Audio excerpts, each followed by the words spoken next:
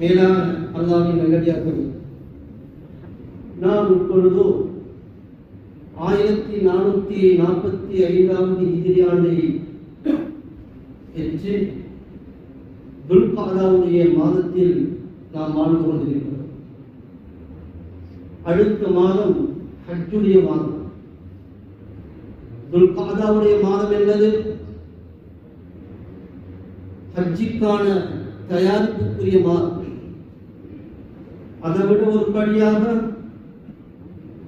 ரசூலுல்லாஹ் ஸல்லல்லாஹு அலைஹி வஸல்லம் அவர்கள் காலம் முதல் இன்று வரைக்கும் துல்காதா மாதம் வந்துவிட்டால் சாரை சாரையா உலகத்தில் எல்லா பாகங்களிலிருந்தும் லட்ச மக்கள் அந்த கௌபத்துல்லாவை நோக்கி விரண்டோடுகின்றதால் அந்த மர்கஸை, அந்த காபத்துல்லாவை, உலகத்தின் ஒரு மையத்தை, எந்த மையமாக நமக்கு அல்லாஹ் ஏற்பாடு செய்தானோ, இந்த மூமினுக்கு கொடுத்தானோ, இந்த முஸ்லிமுக்கு கொடுத்தானோ, அந்த மர்கஸை தேடி முழு உலகத்திலிருந்து மக்கள் சாரை சாரையாக புறப்பட்டு போவதை நாம் அவதானித்துக் கொண்டிருக்கிறோம். அந்த அடிப்படையிலே மேலானவர்களே, பல்லாயிரம் ஆண்டுகள் தொட்டு இன்று வரை அந்த புனிதமிகு கௌபத்துல்லாவை நோக்கி மக்கள் பயணிக்கின்ற அந்த தோரணையின் தோற்றத்தையும் நாம் படித்து வருகிறோம், பார்த்து வருகிறோம்.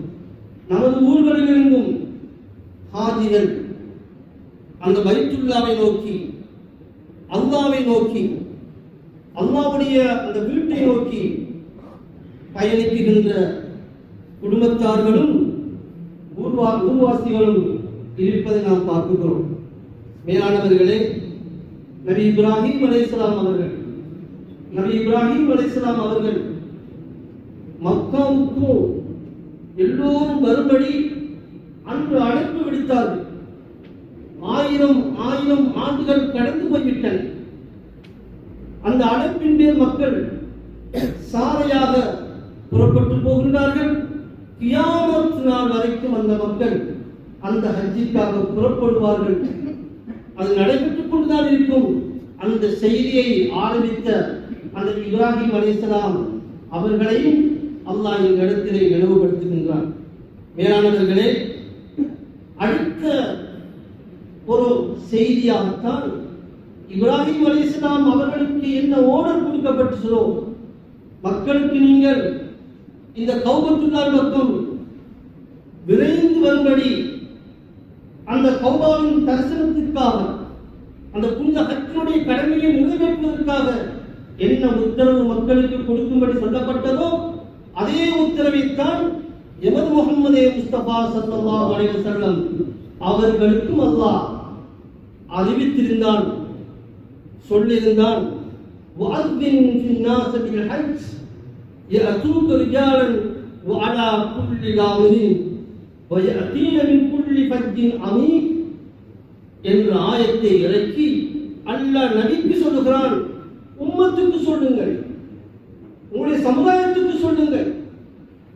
ஒரு மக்கா என்ற ஒரு பைத்துல்லா இருக்கிறது, இறைவனுடைய அந்த காபத்துல்லா இருக்கிறது, அங்கு ஒரு ஹரம் இருக்கிறது, அதன் பக்கம் மக்களை அடைங்கள் என்று சொன்னார். அந்த நேரத்தில் மக்கள் எல்லாம் இந்த ஆயத்தினுடைய விளக்கத்தில் மக்கள் தன்னுடைய வீடுகளில் இருந்து கொண்டு, தெருக்களில் இருந்து கொண்டு, பொந்துகளில் இருந்து கொண்டு, எந்தெந்த இடங்களெல்லாம் அவர்கள் குடிசையாக வாழ்ந்து கொண்டிருந்தார்களோ அவ்வாறான சகல உலகத்தினுடைய இடங்களில் இருந்தும் நடைபாதைகளாக, பிரயாணித்தவர்களாக, வாகனித்தவர்களாக அந்த கௌபத்துல்லாவை நோக்கி புறப்படக்கூடிய அந்த காட்சியை நபி பெருமானார் ஸல்லல்லாஹு அலைஹி வஸல்லம் அழைப்பின் பேர் உருவாக்கினார். மேலானவர்களே, நாம் இங்கு ஒரு வரலாறை நாம் சிந்திக்க வேண்டும்.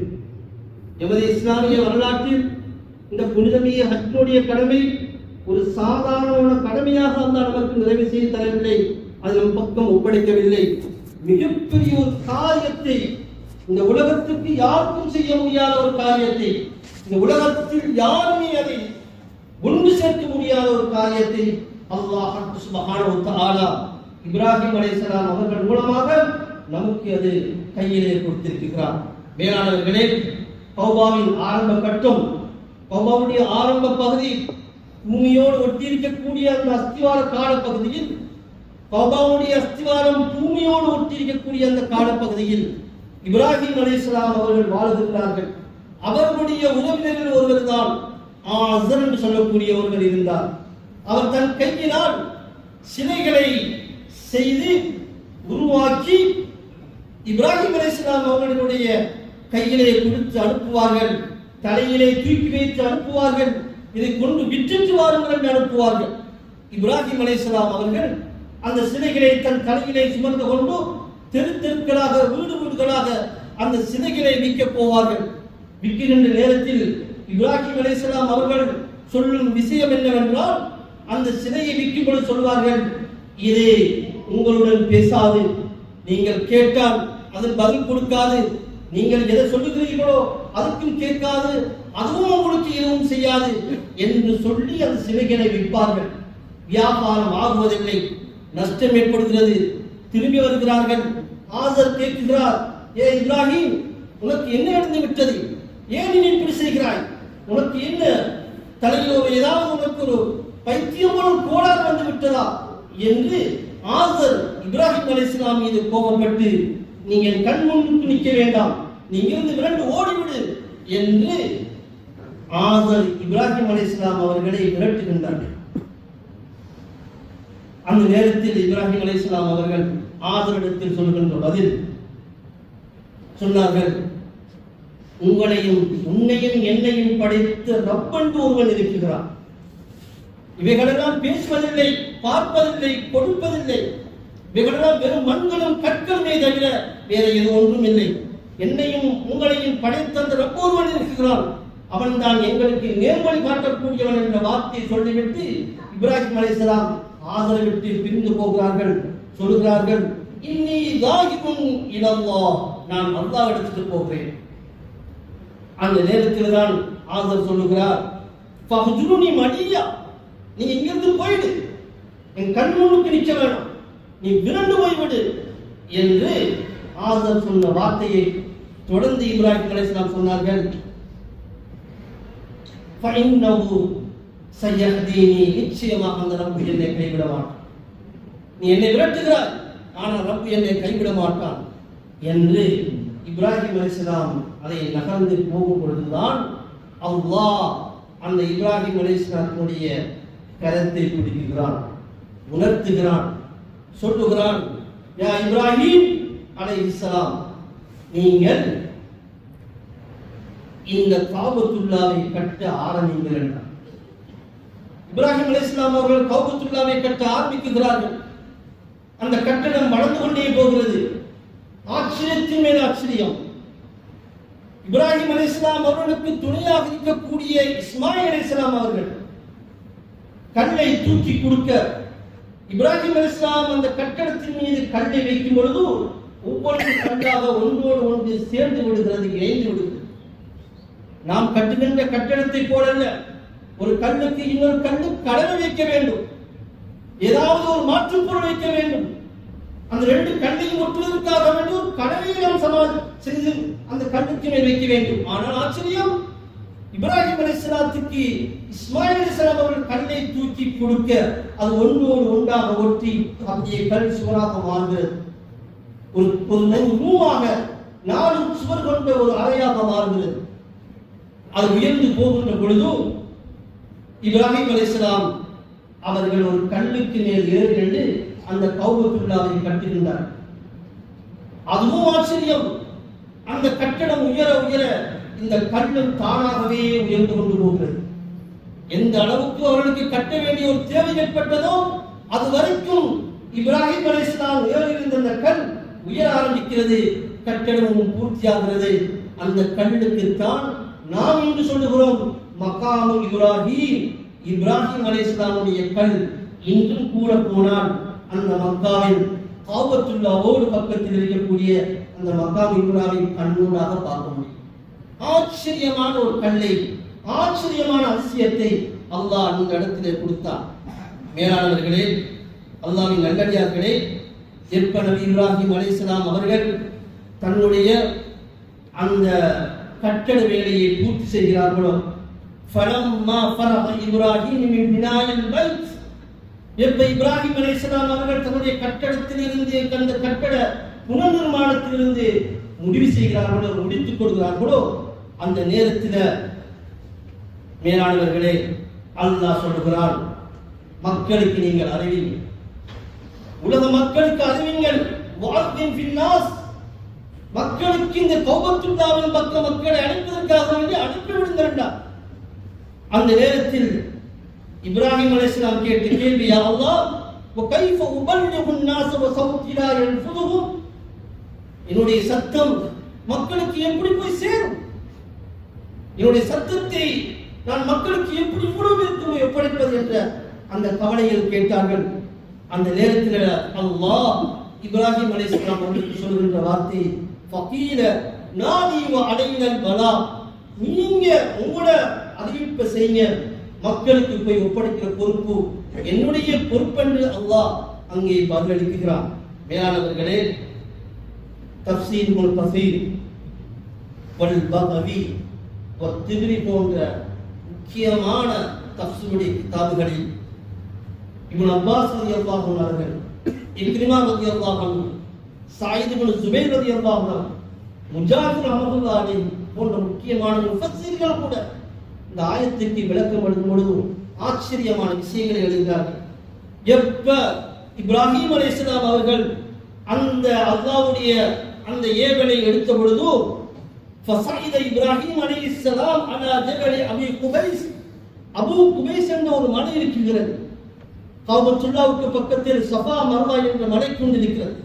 சஃபாவோடு ஒட்டிய ஒரு மலை, பெரிய மலை, அந்த நேரத்தில் இருந்த ஆக உயர்ந்த மலை, அந்த மலைக்கு பேர் அபூ குபைஸ். அந்த மலைக்கு மேலே ஏறுகிறார்கள். ஏறி சொல்லுகிறார்கள், இன்னல்லாஹ் கத் அமரக்கும் பிஹஜ்ஜி ஹாதல் பைத், அல்லாஹ் உங்களுக்கு இந்த உம்மத்துக்கு அந்த ஹஜ் செய்வதற்காக வேண்டி உங்களுக்கு ஏவிருக்கிறான், நீங்கள் ஹஜ்ஜுக்காக புறப்பட்டு போங்கள் என்று இப்ராஹிம் அலைஹிஸ்ஸலாம் அந்த மலைக்கு மேலே ஏறுகின்றான். ஏறி இந்த சத்தத்தை சத்தமிட்டு சொல்லுகிறார்கள், யா அய்யுஹன் நாஸ், மக்களே, மனிதர்களே, இன்ன ரப்பக்கும் கத் இத்தகத பைத்தன் ஃபஹஜ்ஜூ, அல்லாஹ் உங்களுக்கு ஒரு வீட்டை பைத்துல்லாவை கட்டி வைத்திருக்கிறான், அந்த இடத்துக்கு நீங்கள் ஹஜ் செய்ய புறப்படுங்கள் என்று அந்த சத்தம் போட்ட நேரத்தில் மேலானவர்களை அஸ்மா மன் ஃபில் அர்ஹாம் வல் அஸ்லாம், தாயோடைய கற்பனைக்குள் என்னென்ன சிசுகள் எல்லாம் இருந்துச்சோ அத்தனை சிசுவும் இந்த சத்தத்தை கேட்க ஆரம்பித்து விட்டது. வல் அஸ்லாம், மனிதனுடைய ஆணுடைய உள்ளத்தண்டில் என்னென்ன அணுக்கள் எல்லாம் இருந்ததோ அந்த அணுக்களும் இந்த சத்தத்தை கேட்க ஆரம்பித்து விட்டது. فَأَجَابَ كُلُّ شَيْءٍ سَمِعَهُ مِنْ حَجَرٍ وَمَدَرٍ وَشَجَرٍ, மலைகளுக்கு கீழால் மரங்களுக்கு கீழால் என்னென்ன பொந்துகள் எல்லாம் இருக்கிறதோ அந்த இடங்களெல்லாம் மனிதன் எந்த இடத்தில் வசிக்கின்றானோ அத்தனை மனித சமுதாயமும் அந்த நேரத்தில் இந்த இப்ராஹிம் அலைஹிஸ்ஸலாமுடைய அழைப்பை செவிமடுக்க ஆரம்பித்து விட்டது.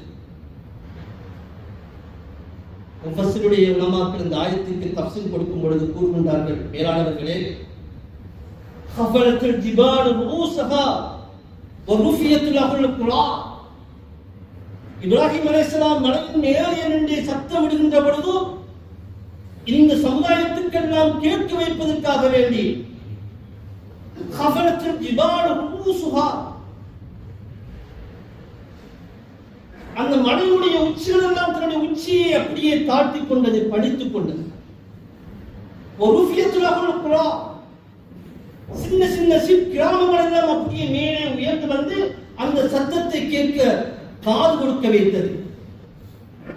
இந்த அளவுக்கு இப்ராஹிம் அலைஹிஸ்ஸலாம் அவருடைய அந்த அழைப்பை செவிமடுப்பதற்காக வேண்டி சொன்ன பொழுது மேலானவர்களே, அங்கு அந்த கேட்ட நேரத்தில் வந்த முதலாவது வார்த்தை லப்பைக் அல்லாஹும்ம லப்பைக் லப்பைக் லா ஷரீக லக லப்பைக் என்ற வார்த்தை அன்றுதான் முதலாவதாக அந்த உலக மக்களிடத்திலிருந்து வெளியாகும், இந்த பூமியிலிருந்து வெளியாகும்.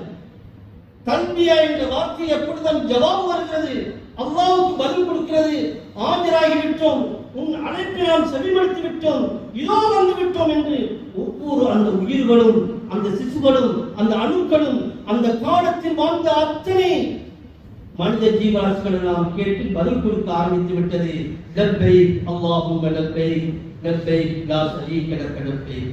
மேலானவர்களே, அந்த லப்பை தான் அந்த லப்பைக் தான் என்று நாம் இஹ்ராம் கட்டிக் கொண்டு போகும் பொழுது ஹாஜிமார்களுக்கு சொல்லப்படுகிறது, நான் வந்துவிட்டேன், இந்த துணியோடு வந்து விட்டேன், இந்த கோலத்தோடு வந்து விட்டேன், உன்னை வந்து சந்திக்க வந்து விட்டேன் என்று ஒவ்வொரு ஹாஜிகளும் புறப்படுவதனுடைய அர்த்தமே, இந்த லப்பையினுடைய உண்மையான யதார்த்தமே இதுவாகத்தான் இருந்து கொண்டிருக்கிறது. மேலானவர்களே, உலகத்தினுடைய முழு மக்களையும் அப்படியான ஒரு பூமியில் ஒன்று சேர்த்த ரப்பு இது போன்ற ஒரு அந்த ஒன்று சேர்க்கிற இடம் உலகத்தில் வேறு எங்கேயும் இருக்க முடியாது. லட்ச மக்களை ஒன்று திரட்டிய முதலாவது பொறுப்பு இப்ராஹிம் அலைஹிஸ்ஸலாம் அவர்களுடைய நெட்பேர். இரண்டாவது ரசூலுல்லாஹ் ஸல்லல்லாஹு அலைஹி வஸல்லம் அவர்களுடைய அழைப்பின் நெட்பேர். இந்த உலகத்தில் ஏற்பட்ட ஆகப்பெரிய ஒரு வழக்கினர், யாராலும் இதை உருவாக்க முடியாது, இதற்கு முன்னாலும் உருவாக்கியது கிடையாது, கியாமத் நாள் வரைக்கும் இதற்கு பின்னாலும் அப்படி ஒரு நெட்வொர்க்கை உருவாக்க முடியாது. அவ்வளவு பெரிய ஒரு உயர்ந்த ஒரு சேவையை, ஒரு மர்க்கஸை, ஒரு ஹஜ்ஜுடைய ஸ்தலத்தை நமக்கு ஒரு திசையாக, நமக்கு ஒரு திறந்த விஸ்தரமாக அந்த நேரத்தில் ஆக்கி கொடுத்தது இன்று வரைக்கும் இருந்து கொண்டுதான் இருக்கிறது. மேலாளர்களே, இப்படியான உயர்வும் இல்லை, அந்த உயர்வான அந்த இடத்தில்தான் இன்று மக்கள், எங்களுடைய சகோதரர்கள், எங்களுடைய சொந்தக்காரர்கள், எங்களுடைய வீட்டிலிருந்தெல்லாம் அந்த ஹஜ்ஜி பயணத்திற்காக வேண்டி புறப்பட்டு போய் கொண்டிருக்கிறார்கள். போகக்கூடியவர்கள், தயாராக இருக்கக்கூடியவர்கள் அந்த காபத்துல்லாவை பார்க்க வேண்டுமே என்ற ஆவலோடு ஆசையோடு போகிறார்கள். போய் வந்தவர்கள் எல்லாம் மீண்டும் மீண்டும் போக வேண்டும் என்று ஆவலோடும் ஆசையோடும் பார்த்திருப்பதை நாம் சொல்லுவதையும் செயல்படுத்திக் கொண்டிருக்கிறோம். அப்படியான ஒரு ஈர்ப்புள்ள, ஒரு மூமினுடைய உள்ளத்தை கவரக்கூடிய, ஒரு ஜாவியத்துள்ள, ஒரு கவர்ச்சியரக்கூடிய, உள்ளத்தைக்கும் அதுக்கும் சம்பந்தத்தை ஒரு நெருக்கத்தை ஏற்படுத்தக்கூடிய ஒரு அமைப்பைத்தான் அன்று ரசூலுல்லாஹ் இப்ராஹிம் அலைஹிஸ்ஸலாம் அவர்கள் நமக்கு செய்து வைத்தார்கள். மேலானவர்களே, இவர்கள் ஹஜ்ஜிக்கு போகிறார்கள், அந்த கௌபத்துல்லாவை சந்திக்க போகிறார்கள். அதற்குள் இருக்கும் மலர்ந்திருக்கக்கூடிய அந்த அல்லாஹ்வின் குதிரத்தையும் அல்லாஹ்வுடைய அன்பையும் அடைய போகிறார்கள். இவர்கள் போகின்ற வழியில் குடிக்கக்கூடிய அந்த தொடர்ச்சியின் சங்கிலி, அந்த சங்கிலியுடைய நுனியை இப்ராஹிம் அலைஹிஸ்ஸலாம் அவர்கள் குடித்திருக்கிறார். யார் ஹஜ்ஜிக்காக புறப்பட்டு போகிறாரோ அவர் பிடித்திருக்கக்கூடிய அந்த கயிறு, அந்த சங்கிலி, அவருடைய நுனியை இப்ராஹிம் அலைஹிஸ்ஸலாம் அவர்கள் பிடித்திருக்கிறார்கள். மேலானவர்களே, இவருக்கும் அந்த இப்ராஹிம் அலைஹிஸ்ஸலாம் அவர்களுக்கும் இடையிலே எமது உயிரின் மேலான நபிமார்களுக்கெல்லாம் தலைவரான சையதுல் அன்பியா அந்த முஹம்மதே முஸ்தபா ஸல்லல்லாஹு அலைஹி வஸல்லம் அவர்கள் பிடித்திருக்கிறார். அவர்களோடு சேர்ந்து லட்சக்கணக்கான சஹாபாக்கள் பிடித்திருக்கிறார்கள். அந்த சங்கிலி தொடரில்தான் என் குடும்பத்தில் ஒருவரும் பிடித்திருக்கிறார் என்றால் அதனுடைய அந்த உயர்வும் மகிமையும் யாரிடத்தில் போய் சொல்வது? மேலானவர்களே, ஹிஜ்ரி 9ஆம் ஆண்டு நபி பெருமானார் ஸல்லல்லாஹு அலைஹி வஸல்லம் அவர்கள் தனது முதலாவது ஹஜ்ஜுடைய பயணத்தில் அந்த பிடித்த சங்கிலியைத்தான் இன்று நாம் தொடரில் பிடித்துக் கொண்டிருக்கிறோம். எத்தனையோ அன்பியாக்கள், அவுலியாக்கள், நாதாக்கள், இமாம்கள், முஃபஸ்ஸிரீன்கள், முஹத்திஸீன்கள், யாரெல்லாம் இதற்கு முன்னால் பின்பெறும் அல்லாஹ்வுடைய இறைநேசர்கள், அந்த ஹஜ்ஜை செய்தார்களோ அதே ஹஜ்ஜுடைய அந்த சங்கிலியைத்தான் இன்று என்னுடைய வீட்டிலும் பிடித்திருக்கிறார். மேலானவர்களே, ஹஜ்ஜுடைய ஆயத்துக்கு விளக்கம் கொடுக்கும் பொழுது அப்துல்லா இப்னு அப்பாஸ் ரலியல்லாஹு அன்ஹு அவர்கள் கூறுவார்கள், மேலானவர்களே, இந்த ஹஜ்ஜிலே செய்யப்படக்கூடிய தவாஃப் இது நிறுத்தப்படுமாக இருந்தால், ஹஜ்ஜிக்காக யாரும் போகவில்லை, ஹஜ்ஜுடைய கௌபத்துல்லாவை யாரும் தவாஃப் ஒன்று செய்யப்படவில்லை என்ற ஒரு நாளுக்குமாக இருந்தால், ஒரு நேரத்திற்குமாக இருந்தால், அங்கு உலகம் முடிந்துவிடும். உலகத்தை அழிக்க அல்லாஹ் தீர்மானித்து விடுவார். இந்த ஆயத்திற்கு விளக்கம் எழுதுகிற இப்னு அப்பாஸ் ரலியல்லாஹு அன்ஹு கூறுகின்றார்கள், லவ்லம் யகுன் வாஹிதன் மினன் நாஸி ஹாதல் பைத், இந்த பைத்துல்லாவை தவாஃப் செய்வதற்கு ஒரு மனிதன் இல்லை என்றிருந்தால், லஅத்பத்தல்லாஹு ஸமாஅ அலல் அர்த், இந்த வானத்தை பூமியோடு ஒட்டி விடுவான் என்று கூறப்பட்டிருக்கிறது. மேலானவர்களே, அந்த அளவுக்கு கௌபத்துல்லாவுக்கும் தவாஃபுக்கும் இந்த உலகம் அழிவதற்கும் அல்லாஹ் ஒரு இணைப்பை ஏற்படுத்தி வைத்திருக்கிறான். அந்த இடத்தை நோக்கித்தான் புறப்பட்டு போகின்றார்கள். மேலானவர்களே, இது ஒரு இறைவனின், நம்மை படைத்த ரப்பின் அடையாள சின்னங்களை நோக்குகின்ற பயணம். இது சாதாரண ஒரு பயணம் அல்ல. சஃபர் ஷாய், இதையெல்லாம் எங்களுக்கு அல்லாஹ் அடையாள சின்னங்களாக அந்த உலகத்தில் அல்லாஹ் எங்களுக்கு தந்தானோ, அப்படியான மிகப்பெரிய ஒரு அடையாள சின்னங்களை நோக்கி பயணிக்கின்ற ஒரு பயணத்திற்கு, இந்த ஹாஜுடைய பயணத்திற்கு சஃபர் ஷாய், இது ஒரு அடையாளம் சின்னத்தை நோக்கி பயணிக்கும் பயணம் என்று கூறுகின்றார்கள். சஃபர் ஆசார், இது அல்லாஹ் நமக்கு ஏற்படுத்திய எமது இஸ்லாத்தின் வரலாற்றில் சுவடுகள் பதிந்த எமது இஸ்லாத்தின் அடையாள சின்னங்கள், அவருடைய சுவடுகள், அழிக்காத சுவடுகள், மாறாத சுவடுகள், கியாமத் நாள் வரைக்கும் அதை அழிக்க முடியாது. அந்த சுவடுகளை நோக்கி பயணிக்கின்ற ஒரு பயணம். அதை விட ஒரு படித்தரம், ரப்புடைய அன்பும் ரப்புடைய பாசமும் அவனுடைய இரக்கமும் மேலோங்க அந்த ஆசையின் உச்சகட்டத்தை அடைவதற்காக, அந்த அந்த ஆசையின் நிச்சயை பெற்றுக் கொள்வதற்காக போகின்ற ஒரு பயணம் என்பதை இமாம்கள் இங்கு குறிப்பிடுகின்றார்கள். மேலாளர்களே, நாம் தொழுகின்றோம், நாம் ஏனைய கடமைகளை செய்கின்றோம், ஒரு புறம் ஹஜ்ஜிக்கு புறப்பட்டு போகிறோம். ஆனால் நம்முடைய ரப் இறைவன் உருவம் இல்லாதவன், இறைவனுக்கு அவதாரம் கிடையாது. இறைவன் உலகத்திற்கு உருவத்தால் உருவெடுத்ததும் கிடையாது, உருவெடுக்க போவதும் இல்லை, உருவெடுக்கப்பட்டதும் இல்லை. அப்படியானால் உருவமில்லாத இறைவனுக்கு அல்லாஹ் நமக்கு கொடுத்திருக்கக்கூடிய ஆகப்பெரிய ஒரு அடையாளம் தான் அவனுடைய ஆசார்கள், சுவடுகள். அவனுடைய அடையாளங்களை என் கண்மூடாக பார்த்து ரப்புக்கு சஜதா செய்யக்கூடிய பாக்கியத்தை அல்லாஹ் தந்திருக்கிறார். மேலானவர்களே, கௌபத்துல்லா என்பது அல்லாஹ்வுடைய ஒரு அடையாளம், அத்தாட்சி. அது ஒரு ஆசார், அது ஒரு வடு, நீங்காத ஒரு சுவடுகளை அல்லாஹ் ஏற்படுத்தி வைத்திருக்கிறார். மகாம் இப்ராஹிம், அது இன்று வரைக்கும் உள்ள கியாமத் நாள் வரைக்கும் அது இருக்கும். கண்மூடாக பார்க்கக்கூடிய ஒரு ஆசாரை, ஒரு சின்னத்தை, ஒரு அடையாளத்தை அல்லாஹ் வைத்திருக்கிறார். Safa, Marwa, Mina, Arafah, Muzdalifah போன்ற இந்த இடங்கள் எல்லாமே நம்முடைய ரப்புடைய அடையாளங்கள் என்பதை குர்ஆன் நமக்கு சொல்லிக் கொண்டிருக்கிறது. ஒரு ஆள் இல்லாத போது அது அடையாளத்தை போற்றுவதற்காக வேண்டி, புகழ்வதற்காக வேண்டி அந்த அடையாளத்தை நோக்கி பயணிக்கின்ற பயணம்தான் இந்த ஹஜ்ஜுடைய பயணம். மேலானவர்களே, நாம் கொஞ்சம் என்னுடைய காலப்போக்கில் உள்ள ஒரு விஷயத்தை முன்னிறுத்தி பார்ப்போம். என்னுடைய மகன் இறந்து விட்டான், என்னுடைய மகன் இறந்து விட்டால், என் குழந்தை இறந்து விட்டது. தாய்க்கு அதனுடைய வேதனையை நினைத்து அழுது காலம் தாமதமாகிறது, அழுகிறது ஒரு புறம் இருக்க, மேலானவர்களே, இறந்த குழந்தையை நினைத்து அவன் பாவித்த அந்த குழந்தை பாவித்த ஆடையை கண்டால் தாய்க்கு எவ்வளவு அழுகை வருகிறது.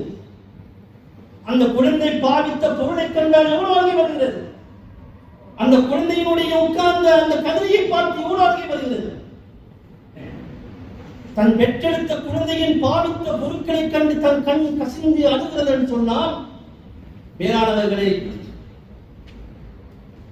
இந்த ரப்புனுடைய கௌபாவை கண்டு இந்த ரப்புனுடைய அந்த அந்த அன்பை எதிர்பார்த்து போகின்ற அந்த கௌபாவை கண்டு இந்த உலகத்தில் ஒரு ஹாஜ் கண் கசியாத, கடங்காத, கண்ணீர் வடிக்காத எந்த ஹாஜியும் இருக்க மாட்டார். இந்த அன்பின் இஸ்கை, இந்த அன்பினுடைய அந்த அந்த ஈர்ப்பு சக்தி தான் அந்த கௌபத்துல்லாஹ் பக்கம் அவரை இழுக்க வைக்கிறது, அதை தேடி போகிறது.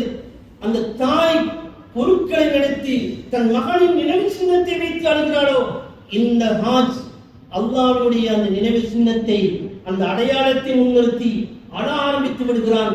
கண்ணால் கண்ணீர் சார சாரையாக தாடி நடைமுறை, மேனி நடைமுறை, ஆடை நடைமுறை அழுகிற காட்சிகளை நாம் பார்த்துக் கொண்டிருக்கிறோம். மேலானவர்களே, இந்த உலகத்தில் எத்தனை கட்டடங்கள் இருக்கிறது, எத்தனை கோபுரங்கள் இருக்கிறது, எத்தனை கோட்டைகள் இருக்கிறது. நாம் வரலாற்றில் படித்திருக்கிறோம்.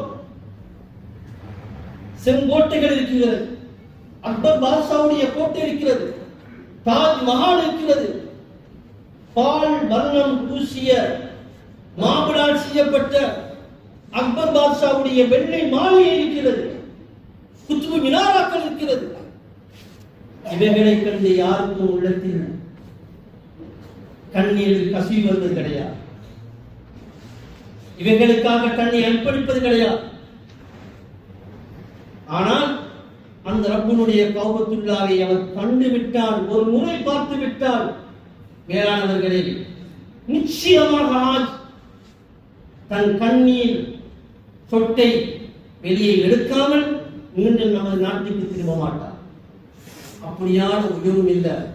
அந்த உன்னதமான அந்த கௌபத்துல்லாவை நோக்கித்தான் எமது சகோதர ஹாஜிமார்களும் ஹாஜாக்களும் புறப்பட்டு போகின்றார். மேலானவர்களே, ஹாஜிமார்களை பற்றி அல்லாஹ் பல ஆயத்துகள், ரசூலுல்லாஹ் பல ஆயிரம் செய்திகளை சொல்லியிருக்கிறார். அதில் நான் ஒரு 4 விஷயத்தை சுருக்கமாக நினைவுபடுத்த விரும்புகின்றேன். மேலானவர்களே, அல்லாஹ் இந்த ஹாஜிகளை பார்த்து சொல்லும் பொழுது அல் ஹுஜ்ஜாஜ் வஃதுல்லாஹ், அல் ஹுஜ்ஜாஜ் வஃதுல்லாஹ், ஹாஜிகள் அல்லாஹ்வுடைய குழு, அல்லாஹ்வுடைய படை. சர்வதேச அளவில் எத்தனையோ குழுக்கள், படைகள் இருக்கின்றன. ஆனால் இந்த குழு அப்படியான குழு அல்ல. இது அல்லாஹ்வுடைய குழு. அல்லாஹ் விசேஷமாக இந்த குழுக்கு தனிப்பட்ட ஒரு விசேஷ அம்சங்களை கொடுத்திருக்கிறார். இவர்களுக்குரிய முழு பாதுகாப்பு பொறுப்பென்று அல்லாஹ் கொடுத்திருக்கிறார். இவர்களை மரியாதை செய்வதை, இவர்களை கண்ணியப்படுத்துவதை, பரிசுத்தப்படுத்துவது, இவர்களுக்கு வர வேண்டிய சகல நோய் பிரச்சனைகளுக்கும் அவருடைய உள் ரீதியான, வெளிரங்க ரீதியான சகல பிரச்சனைகளையும் இந்த படைக்கு பாதுகாப்பு நாடுவதை அந்த ஹதீஸூடாக நமக்கு வழங்கப்படுகிறார். மேலானவர்களே, லேஸலில் ஹஜ்ஜில் மப்ரூர் இல்லல் ஜன்னah, ஒரு சொர்க்கவாதி, ஒரு சொர்க்கத்தை கொடுப்பதாக இருந்தால், ஒரு ஹாஜிக்கு ஒரு வாக்களிப்பதாக இருந்தால், ஒரு ஹாஜிக்கு உயர்ந்த பெருமதிகளை கொடுக்க வேண்டும் என்றிருந்தால் அது சொர்க்கம் தான், வேறு எதுவும் இல்லை. இல்லல் ஹஜ், அது சொர்க்கம் தான் அவருக்கு கொடுத்திருக்கிறது என்று ஹதீஸில் ரசூலுல்லாஹ் ஸல்லல்லாஹு அலைஹி வஸல்லம் அவர்கள் நமக்கு வழங்கப்படுகிறார். அதை விட இன்னொரு படியை நாம் கொஞ்சம் சிந்தித்து பார்த்தால், இந்த ஹாஜிக்கு அல்லாஹ் கொடுத்திருக்கக்கூடிய சிறப்பு, அல்லாஹும்ம அஃபில் ஹாஜ் வலிமன் தஃல்லல் ஹாஜ், யா அல்லாஹ், இந்த ஹாஜிகளை பாவங்களை நீ மன்னிப்பாயா. ரசூலுல்லாஹ்வுடைய துஆ, இந்த ஹாஜியுடைய பாவங்களை நீ மன்னிப்பாயா. இந்த ஹாஜ் யாருக்காக எல்லாம் பாவ மன்னிப்பு தேடுகிறாரோ அவருடைய பாவத்தையும் மன்னிப்பாயா. இந்த அளவுக்கு அந்தஸ்தில் ஹாஜிகளுக்கு ரசூல் ஸல்லல்லாஹு அலைஹி வஸல்லம் சொல்லியிருக்கிறார். மேலானவர்களே, ஹாஜியுடைய பாவம் மட்டும் மன்னிக்கப்படுவதில்லை. ஹாஜ் யாருக்கெல்லாம் துஆ செய்கிறாரோ அத்தனை பேருடைய பாவத்தையும் அல்லாஹ் மன்னிக்கக்கூடிய ஒரு பொறுப்பை நபி பெருமானார் ஸல்லல்லாஹு அலைஹி வஸல்லம் அவர்கள் சுட்டி காட்டுகின்றார். அதனால்தான் ஹாஜிகளை வழியனுப்பும் பொழுது அவரிடத்திலே துஆ செய்யும்படி வேண்டுவது சுன்னத்தாக இருக்கிறது. ஒரு முறை ரசூலுல்லாஹி ஸல்லல்லாஹு அலைஹி வஸல்லம் அவர்கள் உமர் ரலியல்லாஹு அன்ஹு ஹஜ்ஜுக்கு வருகிறார்கள். அந்த நேரத்தில் யா புனைய, என்னுடைய சிறிய சகோதரனின் மகனே, உமர் ரலியல்லாஹு பார்த்து கேட்கிறார்கள். ரசூலுல்லாஹ் சொல்கிறார்கள், யா புனைய லா தன்சானி ஃபில் துஆ, உங்களுடைய துஆவில் என்ன நீங்க மறந்துடாதீங்க. ரசூலுல்லாஹ் துஆ செய்யும்படி உமர்கிட்ட கேட்டுட்டு போறாங்க ரலியல்லாஹு தஆலா. மேலானவர்களே, ஹாஜிகளுடைய பெருமதியை ரசூல் ஸல்லல்லாஹு அலைஹி வஸல்லம் அவர்கள் நமக்கு வழங்கப்படுத்தியிருக்கிறார்கள். மன் ஹஜ் ஃபலம் யர்ஃபத் வலம் யஃசுக் ரஜஅ கயௌமின் வலதுஹு உம்மு. இன்னொரு அந்தஸ்து தான் ஒரு ஹாஜ் பூர்ண அமல்களை செய்து கொண்டு வீடு திரும்புகிறார் என்று சொன்னால் அவருடைய அந்தஸ்து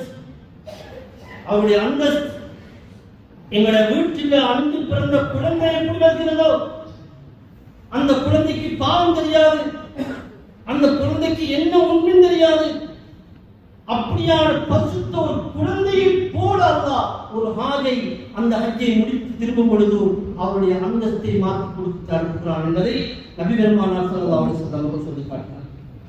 மேலான கண்ணியத்துக்குரிய அல்லாஹ்வின் இறை நேசித்தவர்களே, இவ்வளவு பெரிய உயர்ந்த ஒரு புனிதமான ஒரு புனித கடமையை நிறைவு செய்வதற்காக வேண்டி நமது சகோதரர்கள் சகோதரிகள் ஹஜ்ஜின் நோக்கம் போய்க் கொண்டிருக்கிறார்கள். அவர்களை கௌரவிப்பது, அவர்களுக்கு மரியாதை செய்வது, அவர்களுக்கு நாம் துஆ வேண்டி அனுப்பி வைப்பது, அவர்கள் திரும்பி வரும்பொழுதோ அவர்களை கண்டு நாம் முசாபாகவும் முஆனாகவும் செய்து கொள்வது எங்களுடைய ஒவ்வொரு மீது பொறுப்பு என்பதை நாம் மறந்துவிடக் கூடாது. யார் எவர் எப்படி போகிறார் என்பதை ஆய வேண்டிய தேவை எந்த பொறுப்பல்ல. போகிறவரை கௌரவப்படுத்துவதும் கண்ணியப்படுத்துவதும் எதுவும், அவரை துஆ செய்து வழி அனுப்புவது மட்டுமல்ல, எங்களுக்காகவும் எங்கள் குடும்பத்துக்காகவும் என்னுடைய பிரச்சனைக்காகவும் துஆ செய்யுங்கள் என்று வேண்டி அனுப்புவது ஒரு சுன்னத்தான அமலாக இருந்து கொண்டிருக்கிறது. அந்த அடிப்படையிலே இந்த தருணம், இந்த புனிதமான நேரம், இந்த புனிதமான காலம் நாம் ஒவ்வொருவரும் மதித்து மரியாதை செய்து அந்த ஹாஜிகளை வழிநடத்தக்கூடிய காலம் என்பதை நாம் மறந்து விடாமல் கௌரவமாக மரியாதையாக அந்த ஹாஜிகளையும் ஹாஜாக்களையும் ஆசைப்பட்டவர்களாக, அவர்களுக்கு ஆசை முத்தியவர்களாக, அவர்களுக்கு ஒரு அமைதியை கொடுத்தவர்களாக நாம் வழியனுப்ப வேண்டிய பொறுப்பில் இருக்கிறோம். அல்லாஹ் சுப்ஹானஹு வ தஆலா இந்த புனிதமான ஹஜ்ஜுடைய இந்த காலத்தில் எனக்கும் அடுத்தடுத்த வருடங்களில் ஹஜ் செய்யக்கூடிய பாக்கியத்தை தந்தருள வேண்டும் என்ற துஆவை நாம் செய்து கொண்டிருக்க வேண்டும். ரசூலுல்லாஹி ஸல்லல்லாஹு அலைஹி வஸல்லம் அவர்கள் ஒரு துஆவை செய்வார்கள். اللهم ارزقنا حج بيتك الحرام وزيارة نبينا محمد صلى الله عليه وسلم. يا الله, எனக்கு நீ ஹஜ் செய்யக்கூடிய பாக்கியத்தை தா. இந்த ஹரத்தை நான் சந்திக்க வேண்டும், பார்க்க வேண்டும். உன்னுடைய ரசூலுல்லாஹ்வுடைய அந்த கபரை ஜியாரத் செய்யக்கூடிய, அங்க போய் சலாம் சொல்லக்கூடிய, அந்த ரவுதாவை காணக்கூடிய அந்த பாக்கியத்தை எனக்கு தா என்று நபி பெருமானார் ஸல்லல்லாஹு அலைஹி வஸல்லம் அவர்கள் நமக்கு துஆ கேட்டு தந்திருக்கிறார்கள். அந்த அடிப்படையிலே ஒவ்வொரு தொழுகைக்கு பின்னாலும் இந்த துஆவை நாம் தமிழ் சரி அருள் சரி வேண்டிய பாசையை நாம் கேட்டு வருவோம் என்றால் நிச்சயமாக அல்லாஹ் நம்மை கைவிட மாட்டான். இது ஏழை அல்ல, இது செல்வந்தவர்கள் அல்ல, இது வசதி வந்தவர்களுக்கு அல்ல. அல்லாஹ் யாரை நாடுகிறானோ அவர்களை அல்லாஹ் அங்கு அழைப்பு விடுத்திருக்கிறான். ஹாஜிகள் போவது ஹாஜி போகவில்லை, ஹாஜியை அல்லாஹ் அழைக்கிறான், அல்லாஹ் அழைக்கிறான், அல்லாஹ் அனுப்புகிறான். நாங்கள் போகவில்லை, ஹாஜியார் போகவில்லை, ஹாஜியாரை அல்லாஹ் அங்கே அழைக்கிறான் என்பதுதான் உண்மையான எதர்த்தம். அப்படியான பாக்கியம் உள்ள ஒரு நல்ல அடியார்களாக நம் அனைவரையும் மாற்றுவதற்கு அல்லாஹ் நம் அனைவருக்கும் தௌஃபீக் செய்வானாக.